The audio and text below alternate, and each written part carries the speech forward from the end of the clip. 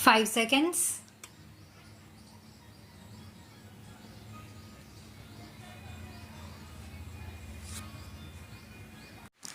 Sir, there are 3 items which are covered by this bill.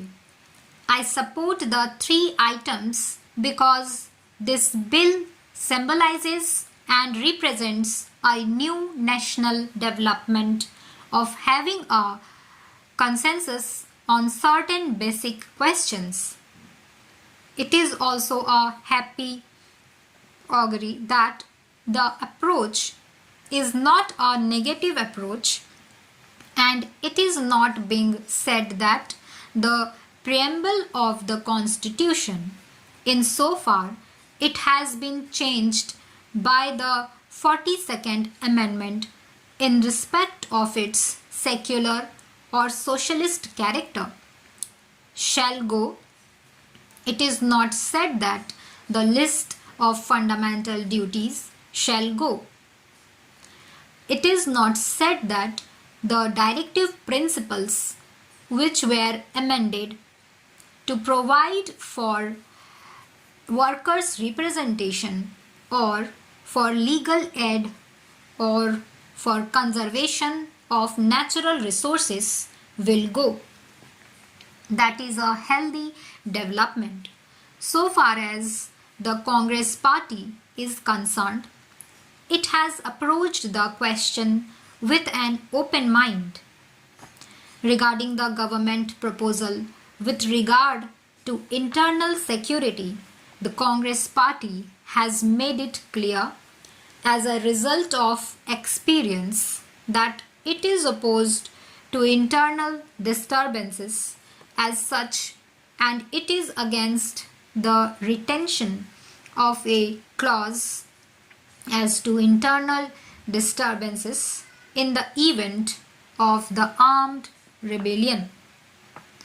As a result of recent experience, we as the Congress party stand by those provisions of the 42nd Amendment, such as the amendment to the preamble or the directive principles, and we also say that there should be no power in Parliament to declare an internal emergency.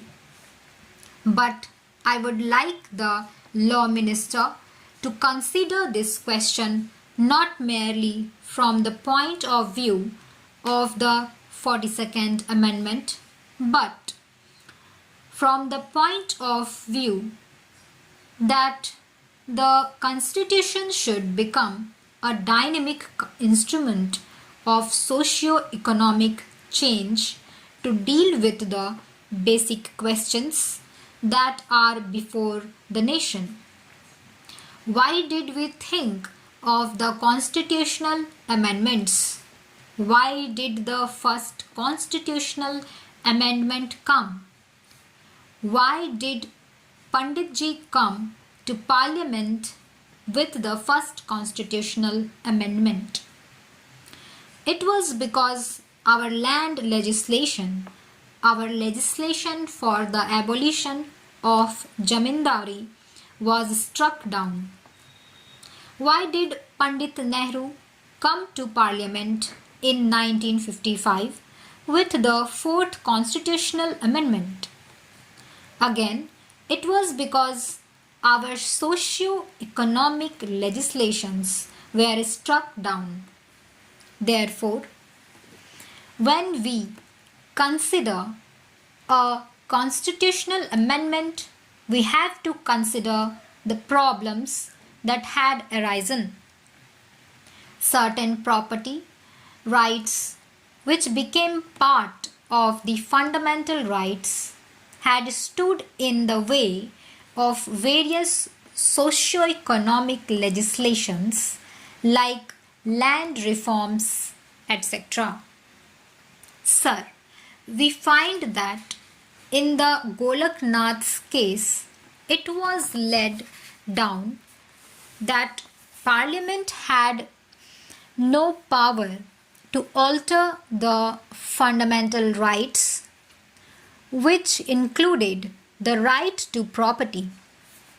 Sir, you would recall in the Golaknath's case, the justice had said that if the aim was to introduce a socialistic pattern of society, then it was a mistake to incorporate property as a fundamental right.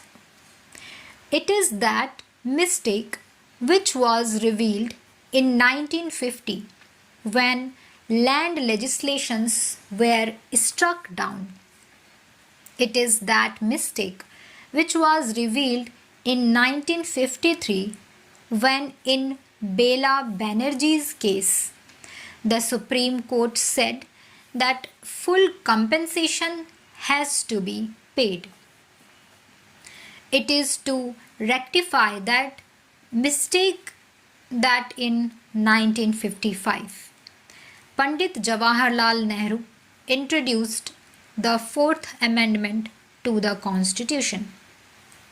It is that mistake that resulted in the setting aside by the Supreme Court in February 1970 of the Bank's Nationalization Act. It is that mistake that resulted in setting aside in December 1970 of the provision for the abolition of the privy purses. Today, sir, when we discuss this question, we have to discuss the basic question of the conflict that arose as a result of Golaknath's case, by which the property right became supreme and by which the power of Parliament to amend was nullified. With regard to that, we must have a fresh look.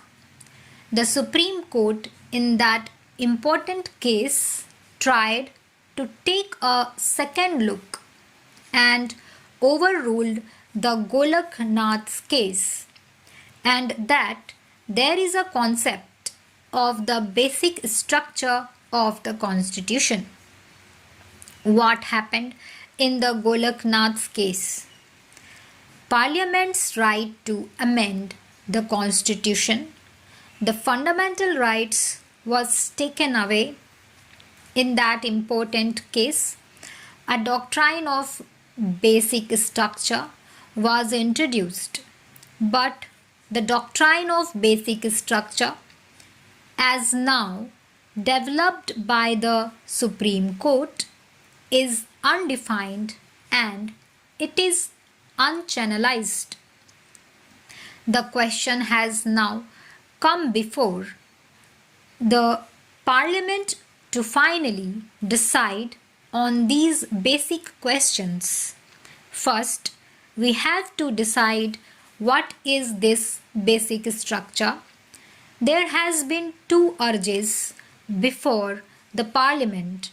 One is the socialistic urge to fight against inequality and to introduce socio-economic legislation.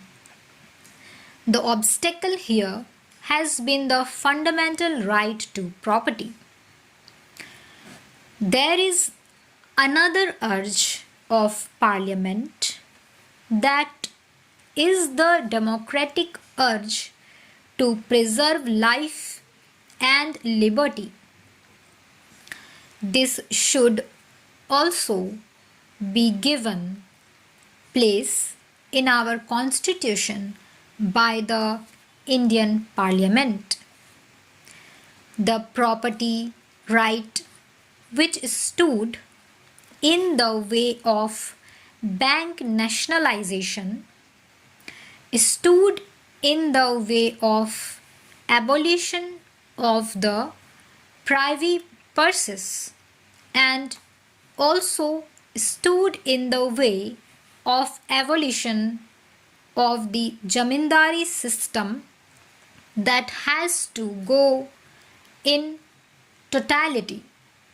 Stop.